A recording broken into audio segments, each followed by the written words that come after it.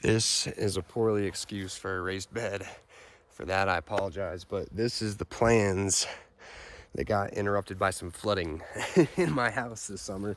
But the hope is to turn this thing into a raised bed. Good news is because of the flooding, we're able to dig out trenching and then throw the dirt up here. But I want to try and keep some moisture in with some logs on the bottom. So I put in a bunch of logs. Look at these beautiful amaranth plants. Hello, amaranth. These guys are so good. Check out some videos on amaranth. These guys are amazing. Really, really good for you, even though they look like weeds at this time. But I got logs that I threw in here. I don't know if I need certain logs or if like pine tree logs are okay.